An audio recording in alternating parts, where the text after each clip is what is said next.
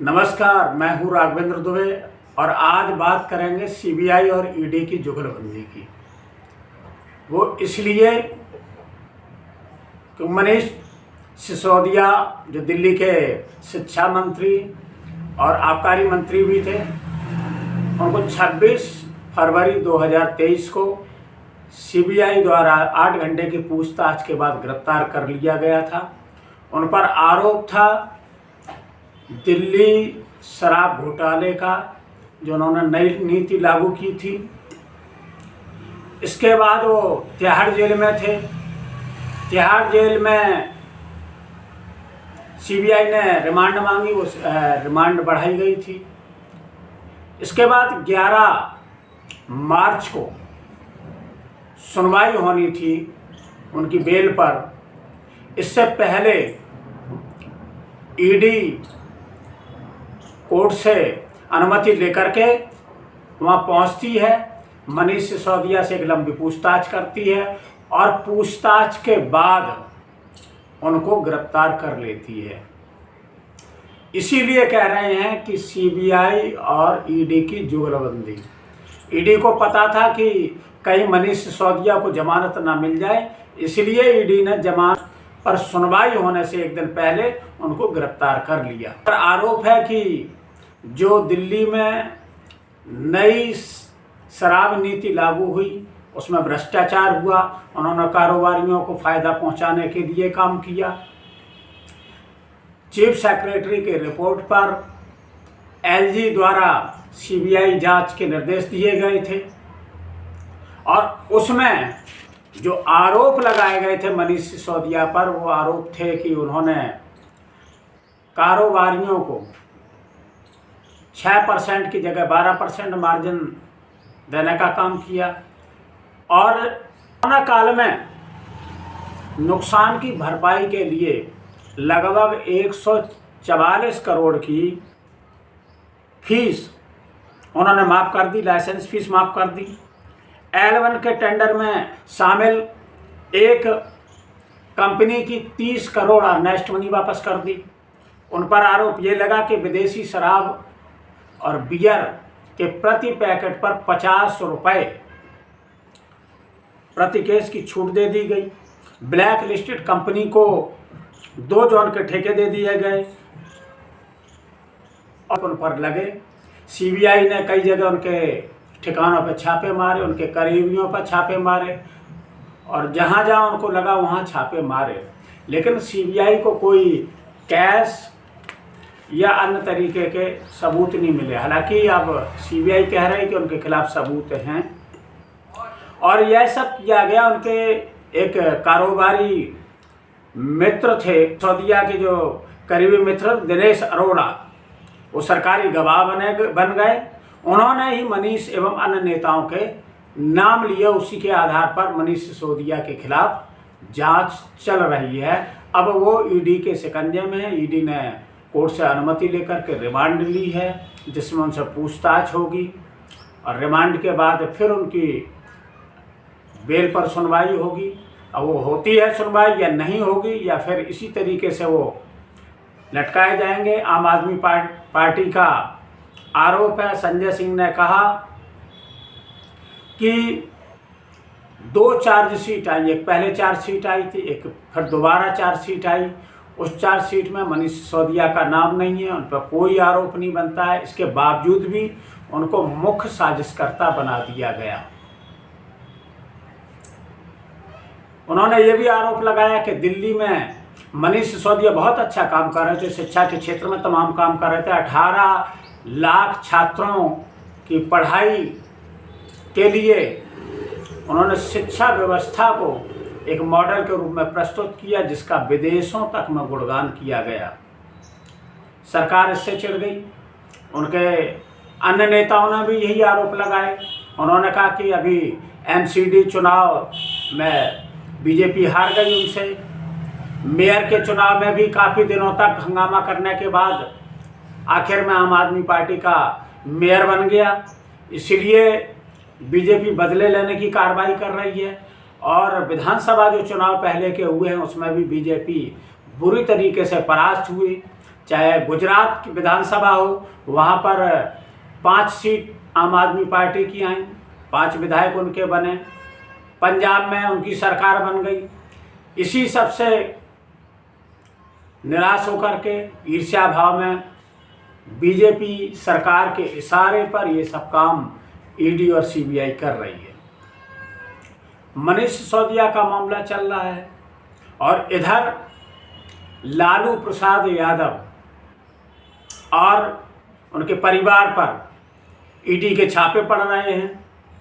ED ने कल दावा भी किया था कि 600 करोड़ की संपत्ति, चल और अचल संपत्ति मिली है उनके पास, जिसमें उन्होंने कहा कि 1 करोड़ रुपए नगद मिला है, 1.5 किलो सोना मिला है, $1900 मिले, 500 ग्राम सोने के सिक्के मिले हैं, बेनामी संपत्तियों के कागजात मिले हैं।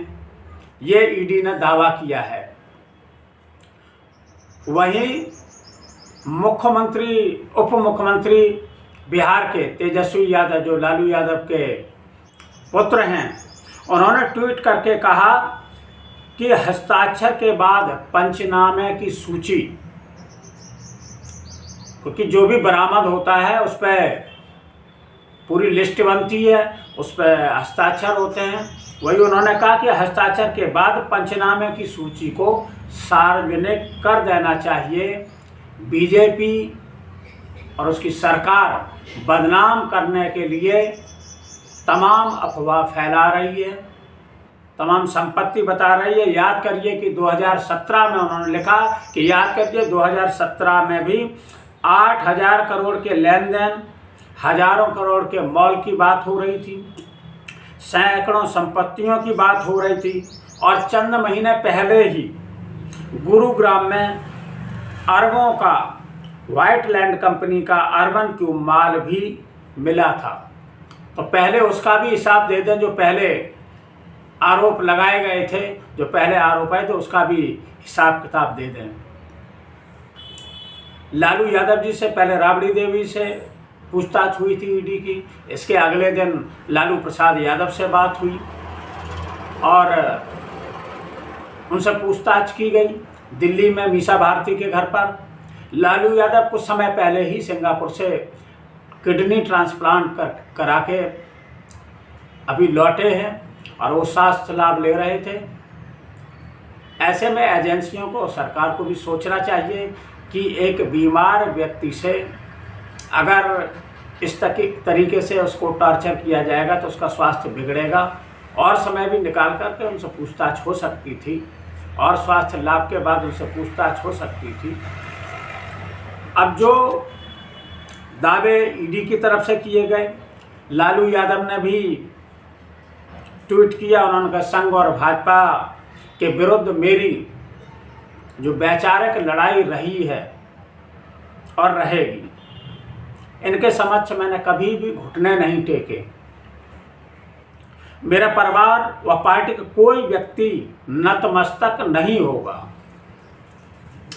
हमने आपातकाल का दौर भी देखा, हमने वह लड़ाई भी लड़ी। मेरे नातियों और गर्भवती पुत्रवधू को ईडी ने 15 घंटे बैठाया। क्या इतने निम्न स्तर पर भाजपा राजनीतिक लड़ाई लड़ेगी? ये उन्होंने सरकार पर सीधे सीधे तौर पर आरोप लगाए कि उनके पुत्र की पुत्रवधू, जिसके अभी शादी 2021 में हुई थी, ये बताया था कि पूछताछ के दौरान वो बेहोश भी हो गई थी, गर्भवती है। अधिकारियों को इन चीज़ों को भी सोचना चाहिए। ठीक है, जांच एक अपना दायरा, जांच भी होनी चाहिए। जांच जो करना चाहते हैं, पहले भी जांच हुई है और जांच के बाद ये मामला ठंडे बस्ते में था, अब दोबारा फिर जांच होने लगी है। तो ऐसे मानवीय संवेदनाओं की चीज़ें भी अधिकारियों को, सरकार को ध्यान रखना चाहिए कि ऐसी कोई चीज़ ना हो। पार्टियों के प्रमुखों ने प्रधानमंत्री जी को एक पत्र भी लिखा जिसमें उन्होंने कहा था कि विपक्ष के नेताओं को ईडी और सीबीआई द्वारा परेशान किया जा रहा है, इसमें वो हस्तक्षेप करें। क्योंकि जो भी मामला हो रहा है वो विपक्ष के नेताओं के खिलाफ हो रहा है। एक सर्वे में रिपोर्ट आई थी कि 2014 से 2022 तक 22 नेताओं पर छापे पड़े, जिसमें 117 केवल विपक्ष के थे। उनका आरोप भी है कि अभी कर्नाटक में भाजपा के विधायक के घर पर 8 करोड़ रुपए कैश मिला और उनका बेटा 40 लाख रुपए की रिश्वत लेते पकड़ा गया वहाँ पर, और उनको जमानत भी मिल गई। और ना ईडी ना सीबीआई कोई छापा नहीं पड़ा। अभी बहुत सारे विधायकों के पास जो महाराष्ट्र में थे, जो उद्धव ठाकरे के साथ थे, उन पर ईडी की जांच चल रही थी, मनी लॉन्ड्रिंग की जांच चल रही थी। चाहे भावना गवली हो, उनको 5 बार ईडी ने बुलाया था। यशवंत जाधव, उनकी भी जांच चल रही थी। कई लोगों की जांच चल रही थी, लेकिन जैसे ही वो एकनाथ शिंदे के साथ उन्होंने सरकार बीजेपी की मदद से बनाई, वो जांच सब ठंडे बस्ते में चली गई। इसलिए विपक्ष का आरोप है कि कभी कांग्रेस सरकार में असम के जो इस समय वर्तमान मुख्यमंत्री हैं हेमंत बिस्व शर्मा, उन पर शारदा घोटाले का आरोप था। उनके खिलाफ बीजेपी ने एक बुकलेट भी बनाई थी जब वो कांग्रेस में थे, और तमाम धरना प्रदर्शन भी हुए उनके खिलाफ। उनको भ्रष्टाचारी बताया गया था। लेकिन उन्होंने जैसे ही बीजेपी ज्वाइन करी 2015 में, 2015 के बाद बीजेपी ने उन्हें असम का मुख्यमंत्री बनाया। यहाँ तक कि अभी जो चुनाव हुए पूर्वोत्तर राज्यों में उनका प्रमुख भी बनाया, और आज उनसे कोई पूछताछ नहीं, कोई जांच नहीं हो रही है। तो विपक्ष ये भी सवाल उठा रहा है। विपक्ष सवाल उठा रहा है कि नारायण राणे का सवाल उठा रहा है महाराष्ट्र के, कि उनके खिलाफ बीजेपी के पूर्व सांसद रहे किरीट सोमैया ने एक आरोप लगाया था 300 करोड़ रुपए की मनी लॉन्ड्रिंग का। उस टाइम उन्होंने एक पत्र लिखा था संयुक्त निदेशक ईडी को कि इनकी जांच कराई जाए और इनके परिवार के बिजनेस की भी जांच कराई जाए। लेकिन उन्होंने अपनी एक पार्टी बनाई, और पार्टी बनाने के बाद आज वो केंद्र सरकार में मंत्री हैं। उनकी भी जांच ठंडे बस्ते में चली गई है। चाहे वो येदियुरप्पा की बात हो, उन पर भी भ्रष्टाचार के आरोप थे, उनकी भी जांच नहीं हो रही है। चाहे बात हो शुभेंदु अधिकारी की, जो अभी बंगाल में बीजेपी की तरफ से नेता हैं, विपक्ष के नेता हैं वहाँ पर, उन पर भी घोटाले का आरोप था, और ईडी सीबीआई लगातार उनकी जांच कर रही थी। जैसे ही वो बीजेपी में आए, मुकुल राय भी आए। हालांकि मुकुल राय बाद में बीजेपी से टीएमसी में दोबारा चले गए, लेकिन उनकी जांच बंद कर दी गई। तो जो ये विपक्ष के नेताओं के आरोप हैं कि ये जो जांच है क्या केवल विपक्ष के नेताओं के लिए है? कोई भी नेता ऐसा क्यों नहीं है, किसी प्रदेश में ऐसा नेता कोई नहीं है बीजेपी का जिस पर कोई जांच चल रही हो? क्या वो सब दूध के धोले हैं, या उन पर कोई सरकार कार्रवाई नहीं करना चाहती है, केवल विपक्ष के लोगों को परेशान करना चाहती है? कांग्रेस के राष्ट्रीय अध्यक्ष मल्लिकार्जुन खड़गे ने कहा है कि लोकतंत्र की हत्या का कुछ प्रयास किया जा रहा है। जनता दल यूनाइटेड के नेता ललन सिंह ने कहा कि महागठबंधन का खामियाजा भुगतना पड़ रहा है, क्योंकि बिहार में इससे पहले बीजेपी और जेडीयू का गठबंधन चल रहा था। कुछ समय पहले वो अलग हुए, जेडीयू और आरजेडी का गठबंधन वहाँ बना तेजस्वी यादव के साथ। इसके बाद ये जांच लालू परिवार पर दोबारा शुरू हो गई कि किसी तरीके से विपक्ष को परेशान किया जाए। समाजवादी पार्टी के प्रमुख महासचिव रामगोपाल यादव ने कहा कि चुनाव से पहले सरकार चाहती कि विपक्ष का कोई ऐसा नेता ना रहे जिसके खिलाफ ईडी और आईटी की जांच ना हो रही हो। चाहते हैं विपक्ष को, चाहते हैं कि नेस्तनाबूद हो जाए। सवाल उठ रहे इस समय, उन सवालों का जवाब सरकार को देना होगा। और जनता भी देख रही है कि लोकतंत्र में राजा का कार्य यह है कि वो सबको समान न्याय मिले, किसी प्रकार की शंका न रहे, उसका समाधान करें।